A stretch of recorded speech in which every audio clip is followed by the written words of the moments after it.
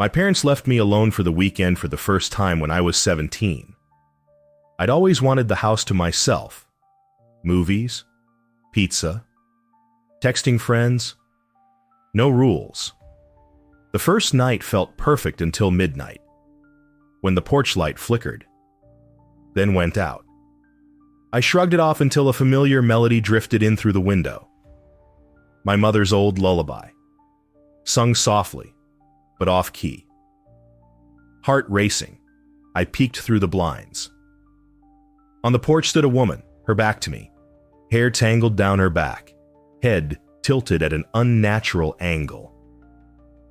Slowly, she raised her hand and started scratching something into the door with her fingernail, the screeching sound cutting through the quiet. I tried to call 911, but my phone refused to dial. I watched in horror as the woman suddenly stopped and turned her head, but not her body, revealing a face half melted, grinning wide. "Let me in," she whispered, voice echoing inside my head. I slammed my bedroom door, barricading it with my desk. The police arrived 15 minutes later and found me still shaking. Outside, the porch was empty, but deep grooves were scratched into the wood. Remember. The officer told me the previous owner's daughter had vanished on this property years ago. Since then, I won't stay home alone, and every now and then, I wake to the faint sound of humming. Always that same lullaby, just outside my window. After my divorce, I moved into a small apartment above an old bakery. The first few nights, I was too tired to care about the strange creaks and the faint smell of burnt sugar. Then, around 3 a.m., I started hearing voices coming through the floorboards. Soft whispers, laughter, and the gentle clatter of pans. I chalked it up to pipes or my imagination, until one night I woke up to the unmistakable scent of fresh bread. My curiosity got the better of me, and I crept downstairs. The bakery was empty, lit only by the dim emergency exit sign. On the counter sat a warm, crusty loaf, steam curling from its surface. Inside, I found a slip of paper. "Join us below." Against my better judgment, I opened the door to the cellar and descended the creaking steps. The deeper I went, the louder the voices became. But when I reached the bottom, the room was empty. Just a cold oven and hundreds of tiny handprints in flour across the walls. Since then, every night at 3 a.m., I hear footsteps pacing above my bedroom, and the scent of burnt bread always lingers, no matter how many windows I open. A friend convinced me to check out an abandoned hotel outside town. We hopped the chain link fence and slipped through a broken window into the lobby. Every clock in the building was frozen at 2:13, dust gathering on the faces, while every phone sat off the hook. As we wandered, my friend swore he saw movement in the corner of his eye, a flicker of a dress, a shadow at the end of the hall. In the grand ballroom, hundreds of old shoes were scattered across the floor, as if their owners vanished mid-step. I found a Polaroid wedged beneath a shoe. It showed the same ballroom, but filled with people, faces smeared and blurry. In the photo's corner, you could see us, standing by the doorway, even though it was dated 1986. That night, I dreamed I was dancing in that same room. The music stopped at 2:13, and the crowd turned toward me, faces melting into blank, pale masks. I woke up gasping, and my friend called. He'd had the exact same dream, down to the last detail. The Polaroid, left on my desk, had a new figure standing in the background. Someone neither of us remembered seeing. Growing up, I lived on the edge of a dense forest. My brother and I spent a summer building a fort among the trees. We thought it was our secret until we started hearing knocking coming from deeper in the woods. First slow, then faster, almost impatient. At first, we joked about woodpeckers, but the rhythm was too perfect, too intentional. One afternoon, we tried to imitate the pattern, and the forest seemed to go silent in response. That night, we found a set of bones, small, animal or maybe not, arranged in a perfect circle around our fort, like a warning or a ritual. The knocking stopped after that, but I began to dream of tall, faceless figures standing at my window, knocking softly and whispering my name in a strange language. Sometimes, I'd wake to find bits of mud on my bedroom floor, though I never left the window open. My brother moved away as soon as he could, but I still live in that house, and every spring, when the wind rattles the trees, I wait for the knocking to return. My grandmother's funeral was held in her old Victorian house. After the service, family mingled, and I wandered upstairs, drawn by the faint tinkle of a music box. The attic was cluttered with boxes and dozens of antique dolls, each one eerily turned to face the walls. When I picked up the music box, it wound itself and started to play a slow, haunting waltz. Suddenly, all the dolls tipped over, glass eyes rolling to stare at me. I fled downstairs, only to find the mirrors in the hall reflected not just me, but my grandmother, standing behind me, her lips moving, eyes dark.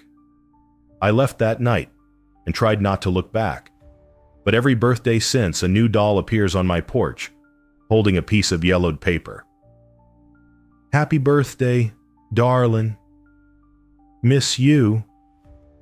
Once I woke to the music box playing outside my window, even though the attic in her old house was long gone. I worked the night shift at a roadside motel on the edge of nowhere. Around 2 a.m., a woman checked in, her dress soaked and her hair plastered to her face. She handed me an old-fashioned brass key for room 9, one already assigned to a guest who'd checked out years ago. When I tried to ask her name, she only whispered, "Just waiting for my ride." On the security monitors, she never appeared on the screen. And when housekeeping checked the room later, it was empty, except for a pool of water on the bed and a handwritten note. Still waiting.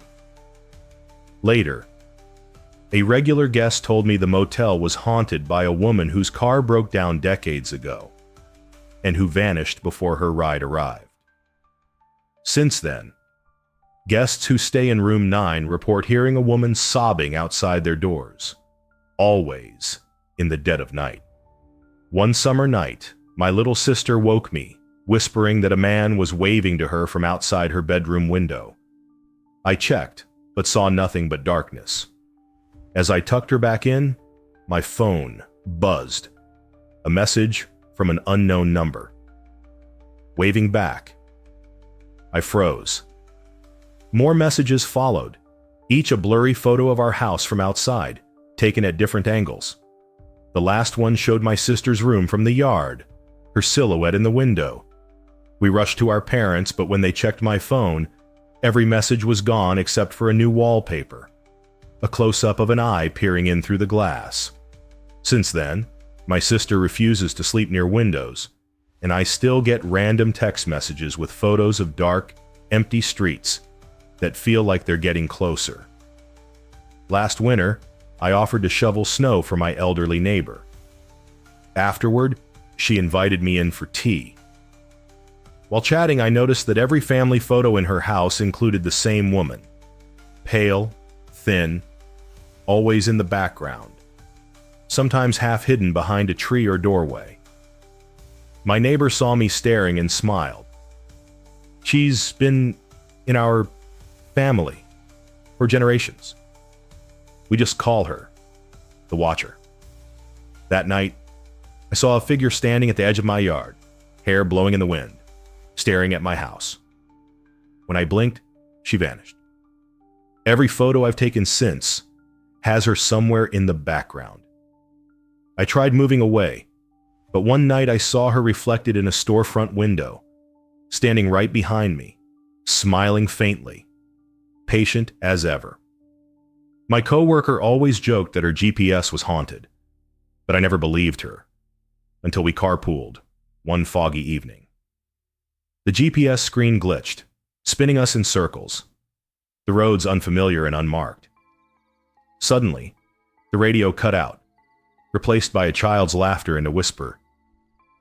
"Take the next left."